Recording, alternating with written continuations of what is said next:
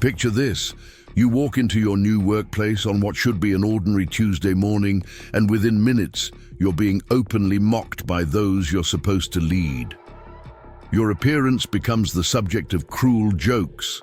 Your authority is questioned before you've even had a chance to prove yourself. Most people would crumble under such humiliation, but what these mockers don't realize is that the quiet, unassuming woman they're targeting has survived combat zones, trained elite soldiers, and possesses skills that could end their harassment in seconds. This is the story of Sarah Mitchell, and it's about to teach us all a powerful lesson about never judging a book by its cover. Before we jump back in, tell us where you're tuning in from, and if this story touches you, make sure you're subscribed, because tomorrow I've saved something extra special for you. The autumn morning air carried the familiar scent of freshly sharpened pencils and floor wax as Sarah Mitchell stood outside room 247, clutching her worn leather briefcase with fingers that trembled slightly. At 34, she possessed the kind of understated presence that made people's eyes slide past her in crowded spaces. Her petite frame, barely reaching 5 feet 3 inches, was draped in a conservative navy blazer that seemed to swallow her shoulders, and her dark hair was pulled back in a simple ponytail that added to her unremarkable appearance. The slight limp in her left leg, a souvenir from her military service, made her approach to the classroom door seem hesitant, almost apologetic. Sarah paused at the threshold, studying the nameplate that still read Mr. Henderson in faded letters. The beloved English teacher had retired suddenly 3 weeks into the school year due to health complications, leaving behind a classroom of 10th graders who had grown comfortable with his grandfatherly presence and gentle discipline. Now, Riverside High School's administration had scrambled to find a replacement, and somehow Sarah had found herself standing here, about to face 30 teenagers who had no idea what to make of their new instructor. The morning sun streamed through the tall windows of the hallway, illuminating dust motes that danced in the air like tiny spirits. Students began filtering. Picture this. You walk into your new workplace on what should be an ordinary Tuesday morning, and within minutes you're being openly mocked by those you're supposed to lead. Your appearance becomes the subject of cruel jokes. Your authority questioned before you've even had a chance to prove yourself. Most people would crumble under such humiliation, but what these mockers don't realize is that the quiet, unassuming woman they're targeting has survived combat zones, trained elite soldiers, and possesses skills that could end their harassment in seconds. This is the story of Sarah Mitchell, and it's about to teach us all a powerful lesson about never judging a book by its cover. Before we jump back in, tell us where you're tuning in from, and if this story touches you, make sure you're subscribed, because tomorrow I've saved something extra special for you. The autumn morning air carried the familiar scent of freshly sharpened pencils and floor wax as Sarah Mitchell stood outside room 247, clutching her worn leather briefcase with fingers that trembled slightly. At 34, she possessed the kind of understated presence that made people's eyes slide past her in crowded spaces. Her petite frame, barely reaching 5 feet 3 inches, was draped in a conservative navy blazer that seemed to swallow her shoulders, and her dark hair was pulled back in a simple ponytail that added to her unremarkable appearance.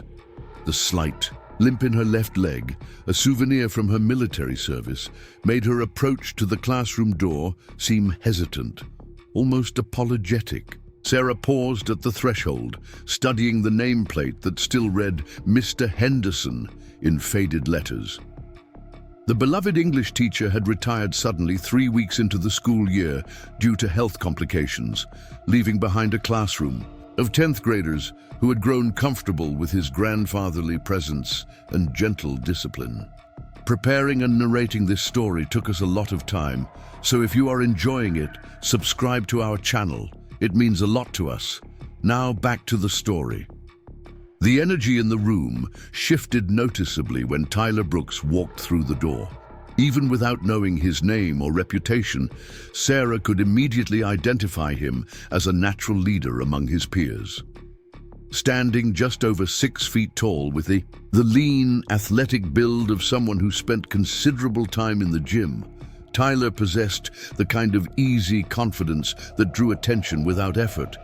His sandy brown hair was styled with just enough care to look effortlessly tousled, and his clothing, while adhering to the school's dress code, managed to convey both expense and casual sophistication. Tyler's entrance was accompanied by a small entourage of followers who seemed to orbit around him like planets around a sun. Marcus Chen, a stocky boy with intelligent eyes and a quick smile, appeared to serve as Tyler's closest advisor, while Dakota Williams and Aiden Rodriguez flanked them like loyal lieutenants. The group moved with the synchronized ease of a well-rehearsed unit, their body language speaking of countless hours spent together, both in and out of school. What struck Sarah most about Tyler wasn't his obvious popularity or athletic presence, but the way other students responded to him. Conversations paused when he passed, eyes followed his movement across the room, and even the most confident students seemed to defer to his unspoken authority. It was the kind of social power that could be either a tremendous asset or a dangerous weapon, depending on how it was wielded. Tyler's gaze swept across the front of the classroom, taking in Sarah's presence with the calculating assessment of someone accustomed to sizing up new situations quickly. His eyes lingered on her conservative appearance, the way she stood slightly behind the desk as if seeking its protection, and the subtle favoring of her left leg that she tried unsuccessfully to hide. Sarah felt the weight of his scrutiny like a physical presence, and she recognized the moment when he began to form his first impressions of her capabilities and weaknesses. The final bell rang, and the last stragglers hurried to their seats, the sudden quiet that followed feeling almost oppressive after the chaos of arrival. Sarah stepped forward, clearing her throat gently to ensure she had everyone's attention, though she noticed that several students continued to whisper among themselves or stare at their phones beneath their desks. "Good morning, everyone," she began, her voice carrying more clearly than she had expected. "I'm Miss Mitchell, and I'll be your English teacher for the remainder of the year." She paused, allowing the information to settle, noting which students looked up with genuine interest and which seemed determined to ignore her entirely. "I know this transition has been difficult for all of you. Mr. Henderson was clearly a beloved teacher, and I have no intention of trying to replace him or pretend that his sudden departure hasn't affected this class." A few students nodded appreciatively at this acknowledgement, but Sarah noticed that Tyler and his group exchanged glances that seemed to communicate something beyond mere curiosity. There was a calculating quality to their shared looks that reminded her uncomfortably of soldiers testing a new commanding officer, probing for weaknesses and determining how far they could push boundaries before meeting resistance. "I'd like to start by getting to know each of you," Sarah continued, moving slightly away from the desk in an attempt to appear more approachable. "Perhaps we could go around the room and have everyone share their name and one thing they enjoyed about Mr. Henderson's class, or something they hope to learn this year." The suggestion was met with a mixture of polite compliance and barely concealed eye rolls. The first few students who spoke did so with genuine enthusiasm, sharing memories of Mr. Henderson's storytelling abilities or his passion for classic literature. Their responses painted a picture of a teacher who had connected with his students on a personal level, someone who had made learning feel less like work and more like discovery. When the informal introductions reached Tyler's section of the room, the atmosphere shifted perceptibly. Marcus Chen spoke first, his voice polite but carefully neutral as he mentioned enjoying the poetry unit they had started. Dakota Williams followed with a similarly diplomatic response, though Sarah detected an undercurrent of something else in his tone, a suggestion that cooperation was being offered conditionally rather than freely. Then it was Tyler's turn. He leaned back in his chair with the kind of casual confidence that bordered on arrogance, his gaze meeting Sarah's directly in a way that felt more like a challenge than an introduction. "I'm Tyler Brooks," he said, his voice carrying easily across the room. "I played varsity basketball. I'm student body vice president, and honestly, I'm not sure what to expect from this class anymore." The comment hung in the air like a gauntlet, thrown down, its implications clear to everyone present.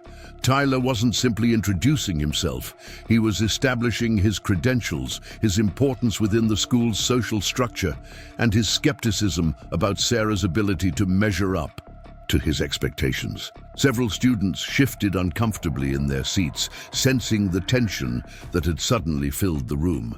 Sarah felt her military training kick in, the familiar assessment of a potentially hostile situation that required careful handling.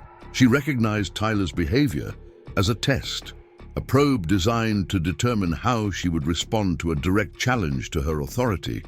In her previous life, such insubordination would have been met with swift and decisive consequences, but the classroom required a more nuanced approach.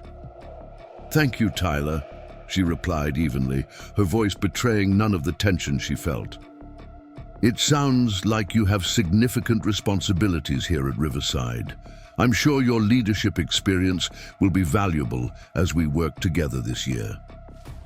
The response was diplomatic, acknowledging his status while subtly reframing his challenge as an opportunity for collaboration rather than confrontation. Tyler's eyebrows rose slightly at her response, and Sarah caught the brief exchange of glances between him and his friends. She had clearly not reacted as he had expected, and she could practically see him recalibrating his approach.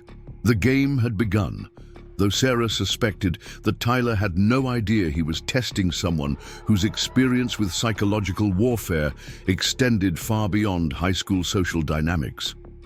As the introductions continued around the room, Sarah maintained her professional demeanor while mentally cataloging the various personalities and potential alliances within the class. She noted which students seemed to look to Tyler for cues about how to behave, which ones appeared genuinely interested in learning despite the social pressures, and which ones seemed content to remain invisible in the background.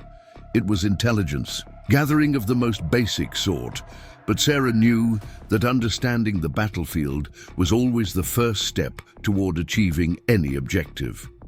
The remainder of the class period passed without incident, but Sarah could feel the undercurrent of evaluation that ran through every interaction.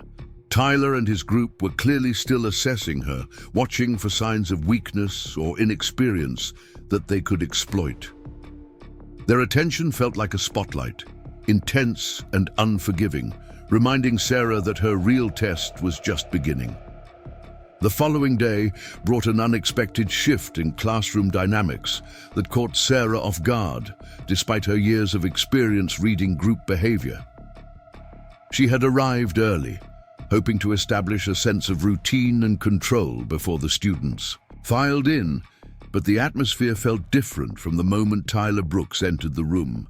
There was an electricity in the air, a sense of anticipation that reminded her of the moments before a planned military operation when everyone knew something significant was about to happen. Tyler's demeanor had transformed overnight from cautious assessment to something more aggressive and purposeful.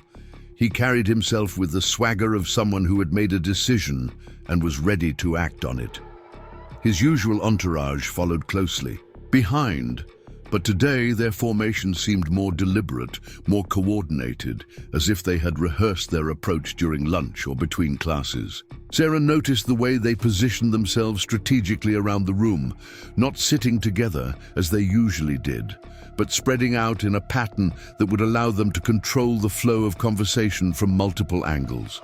The lesson Sarah had planned focused on character development in literature, specifically examining how authors reveal personality through action rather than description. She had chosen excerpts from several classic novels that demonstrated this technique, hoping to engage the students in discussions about the complexity of human nature and the dangers of making assumptions based on surface appearances. The irony of the subject matter, given her own situation, was not lost on her, though she doubted any of the students would appreciate the parallel. As she began distributing handouts containing the selected passages, Sarah noticed that Tyler was watching her movements with unusual intensity.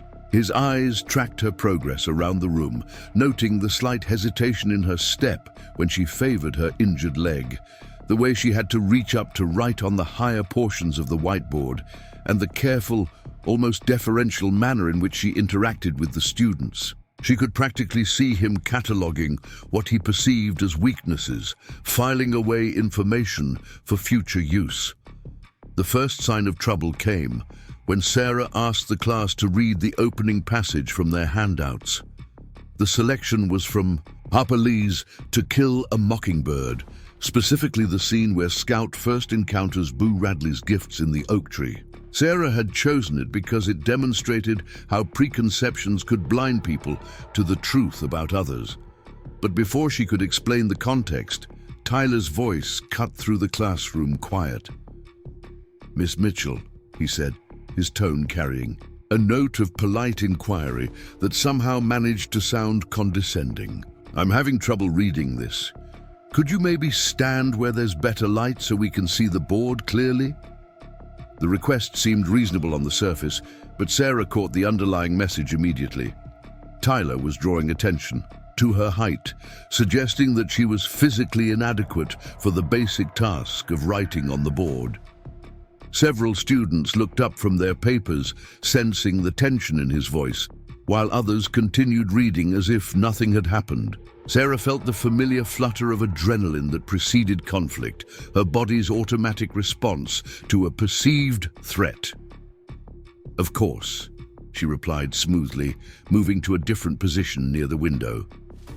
"Can everyone see the board clearly now?" The question was directed to the entire class, but her eyes met Tyler's directly, acknowledging his challenge while refusing to be intimidated by it. Tyler's smile was thin and calculating. "Much better, thanks. It's just that some of us in the back row were having trouble following along." He gestured vaguely toward the rear of the classroom, though Sarah noticed that he was actually sitting in the third row, hardly a position where visibility would be an issue. As the lesson continued, Tyler's interruptions became more frequent and more pointed. He questioned her pronunciation of certain words, claimed confusion about instructions that were perfectly clear, and made several comments about how Mr. Henderson had handled similar material differently.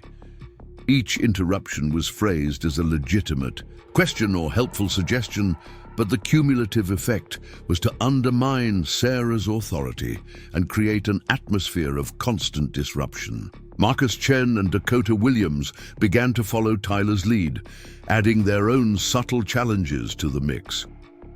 Marcus questioned whether the selected passages were appropriate for their grade level, suggesting that perhaps Sarah had overestimated their reading abilities. Dakota wondered aloud if they should be spending more time on the material they had been covering with Mr. Henderson, implying that Sarah's curriculum choices were somehow inferior or inappropriate. The most troubling aspect of their behavior was its calculated nature. These weren't spontaneous outbursts or typical teenage testing of boundaries. Tyler and his friends were executing what appeared to be a coordinated campaign designed to make Sarah look incompetent in front of the class. They were careful to maintain plausible deniability, never crossing the line into obvious disrespect or open rebellion, but consistently creating small disruptions that prevented the lesson from gaining momentum. Sarah found herself caught in an impossible position. If she ignored the interruptions, she appeared weak and unable to control her classroom. If she confronted them directly, she risked escalating the situation and potentially making herself look defensive or overly sensitive. Her military training had prepared her for many types of psychological warfare, but the subtle social dynamics of a high school classroom presented unique challenges that required a different approach entirely. The breaking point came when Tyler raised his hand during a discussion about character motivation. Sarah called on him, hoping that his question might be genuine this time, but instead of asking about the literature, he launched into what appeared to be a helpful suggestion about classroom management. "Miss Mitchell," he began, his voice carrying the patient tone of someone explaining something obvious to a child. "I don't mean to be rude, but I think some of us are having trouble hearing you clearly. Maybe you could speak up a bit more. I know it's hard when you're not used to projecting your voice in a big room like this." The comment was devastating in its apparent helpfulness. Tyler was suggesting that Sarah lacked the basic vocal presence necessary for teaching, while simultaneously implying that her inexperience was obvious to everyone in the room. Several students nodded in agreement, whether out of genuine concern or social pressure, and Sarah felt the fragile authority she had been trying to establish begin to crumble.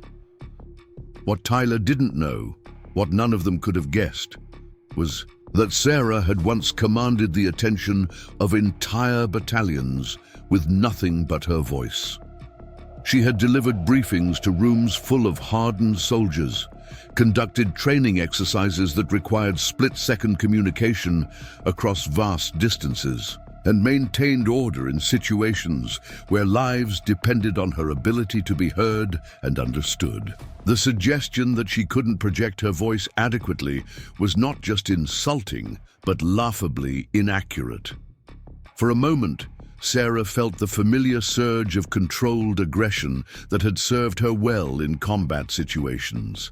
Every instinct told her to demonstrate exactly how wrong Tyler was about her capabilities, to show him what real authority looked like when it was wielded by someone who had earned it through blood and sacrifice. The temptation to drop her carefully constructed civilian persona and reveal even a fraction of her true nature was almost overwhelming. Instead, she took a deep breath and chose the path of restraint. "Thank you for the feedback, Tyler," she said, her voice remaining steady despite the turmoil she felt inside. "I'll keep that in mind." The response was professional and controlled, but Sarah could see the disappointment in Tyler's eyes. He had expected her to either become defensive or attempt to assert her authority more forcefully, and her measured response had denied him the satisfaction of either reaction. As the class period drew to a close, Sarah assigned reading homework and reminded the students about an upcoming quiz. But she could feel that something fundamental had shifted in the room's dynamic. Tyler had established himself as the unofficial leader of what appeared to be a resistance movement, and other students were beginning to take notice.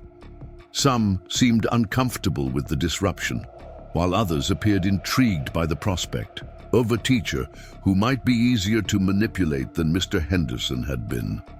When the bell rang and the students began filing out, Sarah caught Tyler's eye one final time. He paused at her desk, his expression a mixture of smugness and curiosity, as if he were trying to determine whether his campaign was having the desired effect. "Thanks for the lesson, Miss Mitchell," he said, his tone friendly but somehow threatening. "I'm sure we'll all learn a lot from you this year." The words were perfectly appropriate, but the subtext was clear. The real education was just beginning, and Tyler intended to be the one doing the teaching. As the classroom emptied, Sarah remained standing behind her desk, her hands resting calmly on its surface, while her mind raced through the implications of what had just occurred. She had been tested, challenged, and found wanting in the eyes of at least some of her students. The question now was whether she would continue to endure their provocations or find a way to reclaim her authority without revealing the depths of her true capabilities. The faculty lounge at Riverside High School occupied a corner of the building that seemed perpetually bathed in fluorescent twilight.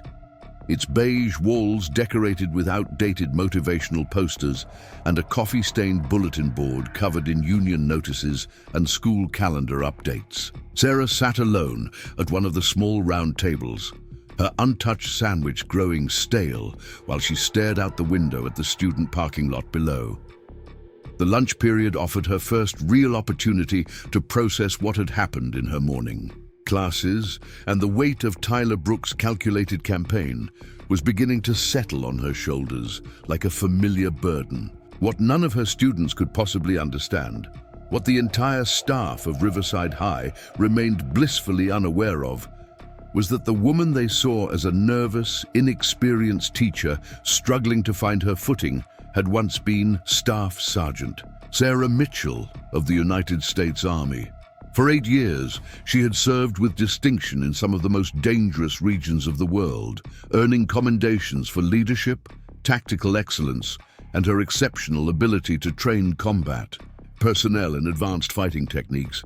Her specialty had been close-quarters combat instruction, a role that required not only technical mastery of multiple fighting disciplines, but also the psychological insight to prepare soldiers for the reality of life-or-death confrontations. Sarah had developed training programs that were later adopted throughout her division, and her reputation for turning ordinary recruits into formidable fighters had earned her the unofficial nickname The Forge among her peers. She could disable an armed opponent in seconds, navigate hostile territory in complete darkness, and maintain operational effectiveness under conditions that would break most people's minds.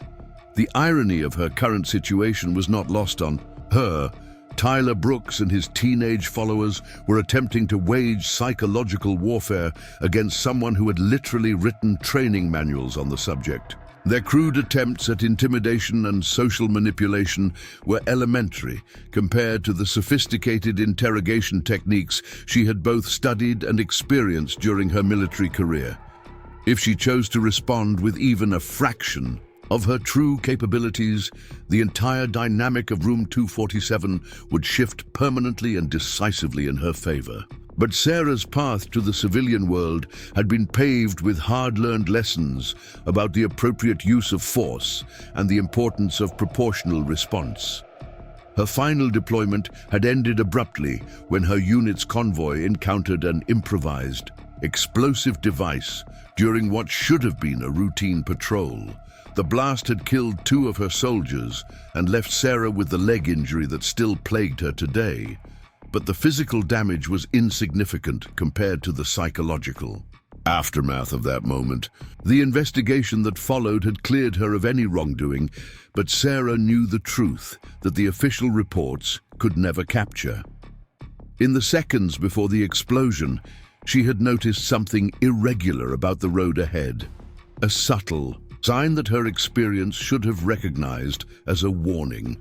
Her momentary distraction, caused by a minor disagreement between 2 of her soldiers, had cost precious seconds that might have allowed them to avoid the blast entirely. The guilt of that failure had haunted her through months of physical rehabilitation, and ultimately led to her decision to leave the military rather than accept a desk assignment that would have kept her away from active duty. Her transition to civilian life had been supervised by a team of counselors who specialized in helping veterans adapt to peacetime careers. Teaching had been suggested as a natural fit for someone with her leadership background and training experience, but the reality of managing teenage behavior problems felt far more complex than commanding disciplined soldiers who understood the consequences of insubordination. The deeper truth that Sarah had never shared with her counselors, her new colleagues, or anyone else in her civilian life was that she sometimes missed the clarity of military conflict.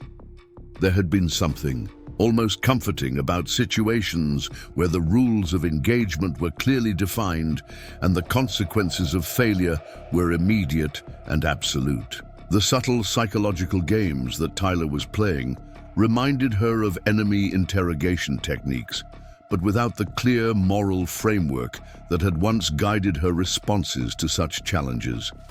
Her grandfather's voice echoed in her memory. Words, of wisdom shared during childhood visits to his modest apartment in Detroit.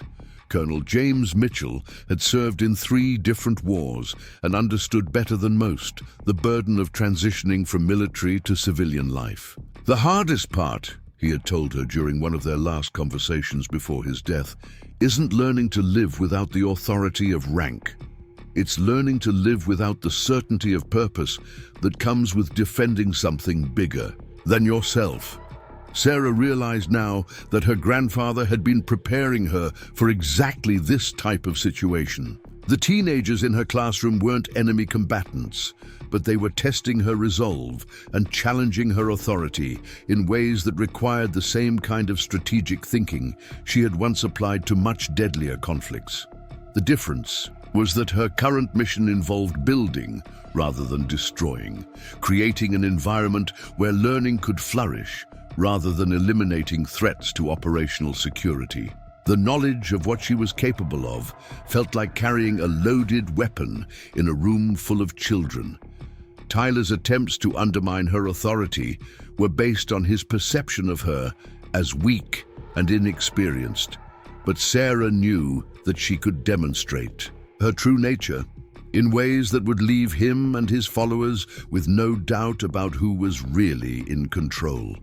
A single demonstration of her combat skills, even in a controlled and non-threatening context, would shift the entire social dynamic of the classroom permanently. But such a revelation would also destroy any possibility of genuine education taking place. Students motivated by fear and intimidation might comply with her instructions, but they would never engage with the literature and ideas she was trying to share with them. Her military experience had taught her that respect earned through displays of superior force was brittle and temporary, while respect earned through consistent demonstration of competence and fairness could last a lifetime. The internal conflict between her trained instincts and her educational goals created a constant tension that Sarah found exhausting. Every time Tyler challenged her authority or made a subtle comment designed to undermine her credibility, she had to consciously suppress responses that would have been automatic in her previous life. The restraint required was far more demanding than any physical training she had ever endured. Sarah's reflection was interrupted by the arrival of Emma Thompson, a veteran English teacher who had been assigned as her unofficial mentor during the transition period. Emma was everything Sarah aspired to be in the classroom: confident without being intimidating, knowledgeable without being condescending, and capable of maintaining order through pure force of personality rather than formal authority. "Rough morning?" Emma asked, settling into the chair across from Sarah with a knowing smile. "I heard some interesting feedback from the hallway monitors about your second period class." Sarah felt her stomach tighten.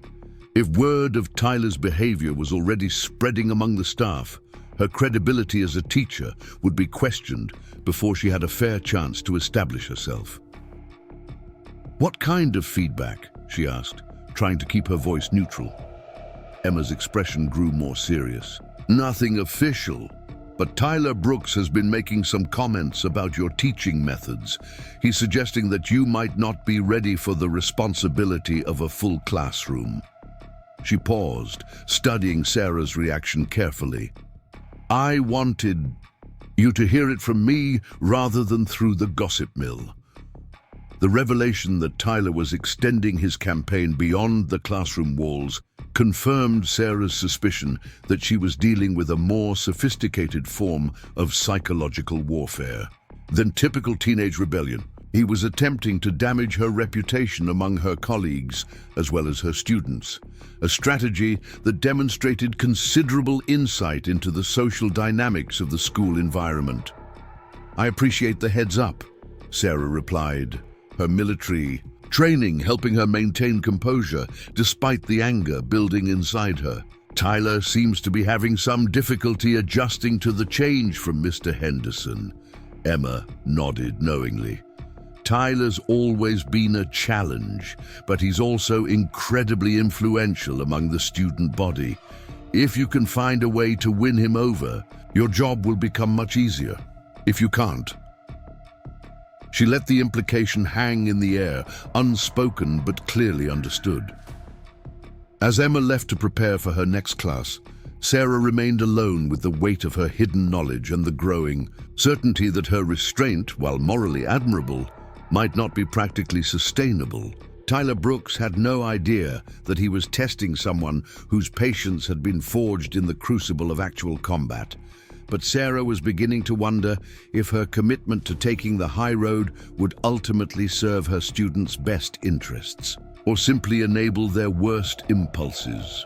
The systematic campaign against Sarah's authority escalated with the methodical precision of a military operation. Though Tyler Brooks had no idea, he was employing tactics that his target recognized all too well. What had begun as isolated incidents of disruption evolved into a coordinated assault on her credibility that extended far beyond the confines of room 247. Sarah found herself navigating a minefield of calculated humiliations, each one designed to chip away at her professional standing while maintaining the facade of innocent teenage behavior. The harassment took forms both subtle and overt, demonstrating a level of strategic thinking that impressed Sarah even as it infuriated her. Tyler had recruited additional students to his cause, expanding his core group of Marcus, Dakota, and Aiden to include several influential voices from other social circles within the school. These new allies didn't necessarily participate directly in the classroom disruptions, but they served as amplifiers for the negative narrative Tyler was constructing around Sarah's competence and qualifications. During her third period class, Sarah discovered that someone had tampered with her computer presentation, replacing her carefully crafted slides about metaphorical language with crude memes that mocked her teaching style. The images were juvenile but effective, depicting cartoon characters struggling with tasks that should have been simple, accompanied by text that drew uncomfortable parallels to her classroom management difficulties. The presentation began automatically when she connected her laptop to the projection system, displaying the altered content to a room full of students who erupted in barely suppressed laughter. The technical sabotage represented a new level of sophistication in Tyler's campaign, requiring coordination with students who possessed the computer skills necessary to access and modify her digital materials. Sarah recognized the tactical brilliance of the attack, even as she struggled to maintain her composure while manually advancing through the corrupted slides to find her original content. The incident left her feeling exposed and vulnerable in ways that reminded her uncomfortably of the hypervigilance required during her military deployments. Between classes, Sarah began noticing subtle changes in how other faculty members interacted with her. Conversations seemed to pause when she entered the teacher's lounge, and colleagues who had previously been friendly and welcoming now offered only polite nods and brief pleasantries. The isolation was familiar territory for someone who had spent years working in male-dominated military environments, but the academic setting made the exclusion feel more personal and professionally threatening. The most devastating blow came during a faculty meeting where Principal Harrison discussed upcoming parent-teacher conferences. Tyler's father, apparently responding to complaints from his son about the quality of instruction in room 247, had requested a meeting with both Sarah and the administration to discuss his concerns about the transition from Mr. Henderson's teaching methods. The request was framed as constructive feedback from a concerned parent, but Sarah recognized it as Tyler's masterstroke in his campaign to undermine her authority. Robert Brooks turned out to be exactly what Sarah had expected based on his son's behavior. A successful businessman accustomed to getting his way through a combination of charm, intimidation, and social pressure. He arrived at the school wearing an expensive suit and carrying himself with the confidence of someone who believed His opinions carried weight simply because of his economic status. His handshake was firm, but held just a moment too long. A subtle power play that Sarah recognized from countless military interactions with civilian contractors who thought their money made them experts on operational matters. The meeting took place in Principal Harrison's office, a space decorated with motivational quotes about education and photographs of successful graduating classes. Sarah sat across from Tyler's father, while Principal Harrison attempted to moderate what quickly became a one-sided critique of her teaching methods, classroom management skills, and overall preparedness for the responsibilities of educating high school students. Robert Brooks spoke with the practiced ease of someone accustomed to boardroom presentations, outlining his son's concerns with bullet points and supporting examples that demonstrated remarkable attention to detail. He questioned her lesson plans, suggested that her assignments were either too challenging or insufficiently rigorous, and wondered aloud whether someone with her limited teaching experience should be entrusted with preparing students for college-level academic work. The most painful aspect of the meeting was how reasonable his concerns appeared on the surface.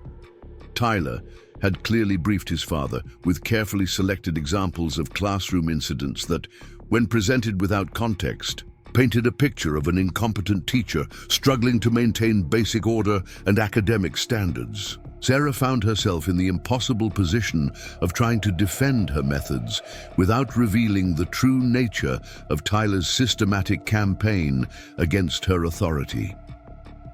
Principal Harrison's response to the meeting revealed the precarious nature of Sarah's position within the school hierarchy. While he didn't explicitly support Robert Brooks' criticisms, his suggestion that Sarah might benefit from additional mentoring and professional development training made it clear that her job security was becoming questionable. The administrative support she had counted on was evaporating under pressure from an influential parent whose concerns, however unfounded, carried significant weight in the community. The psychological toll of maintaining her restraint while enduring Tyler's escalating attacks began to manifest in ways that reminded Sarah of the stress reactions she had witnessed in combat veterans. Her sleep became irregular and fitful, interrupted by dreams that mixed memories of military conflicts with surreal scenarios where she found herself under attack by teenagers wielding textbooks instead of weapons.